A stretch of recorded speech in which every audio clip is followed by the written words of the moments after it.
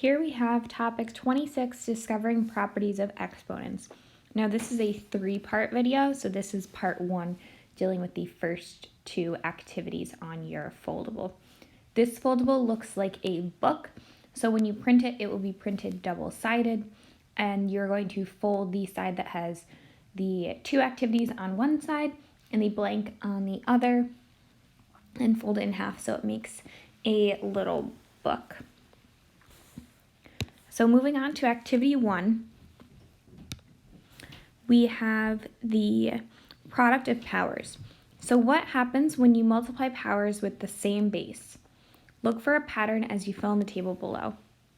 Now, base is an important word here because numbers with the same base means like your big numbers. So our base here is 2. So if we look at the example that we have here, we have 2 to the third was broken up as 2 times 2 times 2. And then 2 to the fourth was multiplying 2 4 times. So 2 times 2 times 2 times 2.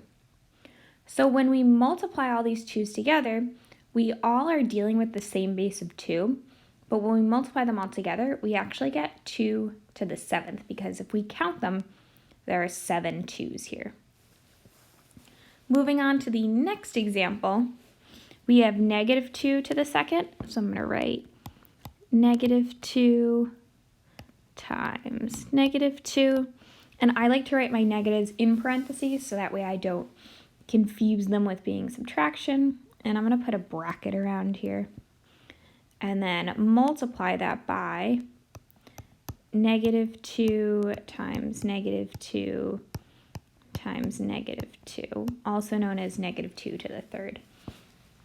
And notice here how when we have our negative 2, it's in our parentheses. So that's saying that that entire quantity is raised to that exponent. Not 2 to that power and then times a negative, but negative 2 raised to that power. So how many 2's do we count here? We count 1, 2, 3, 4, 5. So this is the same thing as negative 2 to the 5th power. If we look at the next one, we have 5 to the 4th times 5 to the 5th times 5 squared. So that is going to be 5 times 5 times 5 times 5 times 5 times 5 times 5 times 5 times 5 times 5 times 5. So here my base is 5, and I'm multiplying 5. 1, 2, 3, 4, 5, 6, 7, 8, 9, 10, 11 times. So this is 5 to the 11th. Now the last example, sometimes we can have bases and they aren't numbers. Sometimes we might be dealing with variables. So here we have a to the 4th times a squared. We're going to repeat the process the same exact way. So we have a times a times a times a times a squared, which is a times a. This is the same thing as a to the 6th. So what are we noticing here with the patterns? So we are adding the exponents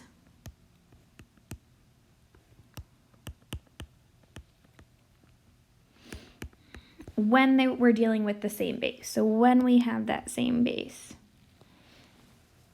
And if we were to write a rule for this, for multiplying 2 powers that have the same base, so if we have x to the m, which is just some random number, times x to the n, a different random number, we're going to get x to the m plus n. And we can use a rule here to simplify this with part C when we have 15 to the 24th power times 15 to the 37th power. Oof, big numbers here. That's going to equal our base of 15 to the 24 plus 37 power, which simplifies to 15 to the 61st power. So that's our product of powers. If we move to powers of a product, Notice here how in our parentheses, instead of just one number, we actually have the product, or multiplying two different numbers. And then outside of our parentheses, that is raised to an exponent. So what happens when you raise a product to a power? Look for a pattern as you fill in the table below. So our first example, we're seeing this product. So our two numbers, 2 times 3, and those two numbers are being multiplied together 3 times.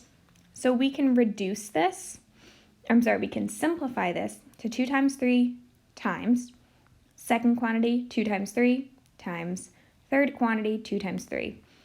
And notice how here in the example, they regrouped since multiplication is associative.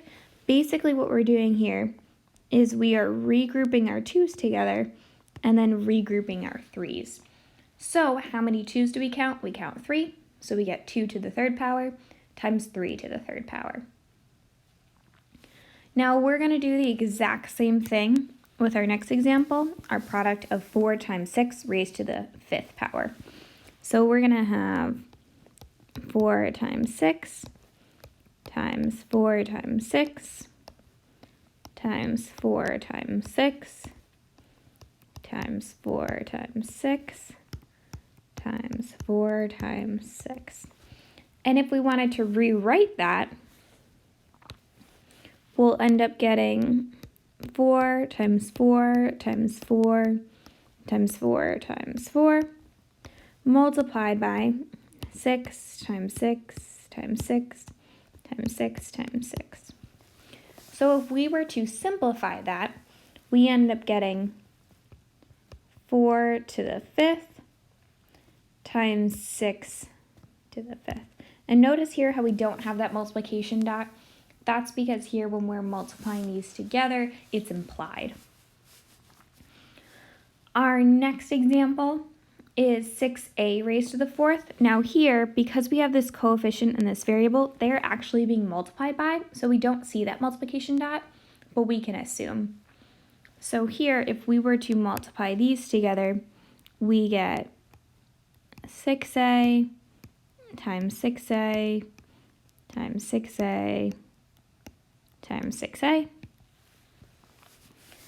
And if we think about this, how many 6's are we seeing? We're seeing 4 6's, so 6 to the 4th. How many a's do we see? We see 4 a's, so times 8 to the 4th. Now our last example is 7 times 4 times 11, and that all raised to the 2nd power. So our product here is going to be 7 times 4 times 11 times 7 times 4 times 11. How many times are we seeing each individual number? Well, we see 7 2 times, so raised to the 2nd power. We see 4 2 times, so 4 raised to the 2nd power. And we see 11 2 times raised to the 2nd power. So if we were to describe the pattern here, we are multiplying the exponents of each factor of the product. So in this case, we are multiplying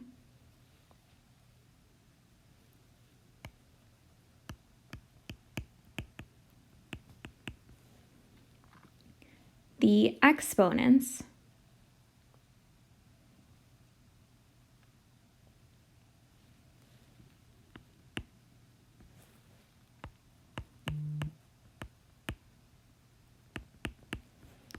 of each factor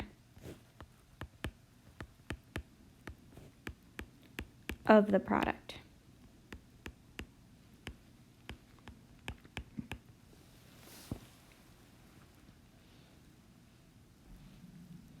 So if we were doing this here, we're kind of using like a distributive rule. So if we have x times y to the m, this is the same thing as x to the m times y to the m. And if we want to simplify our rule of 41 times 29 to the 13th, this is the same thing as 41 to the 13th times 29 to the 13th. And there is part 1.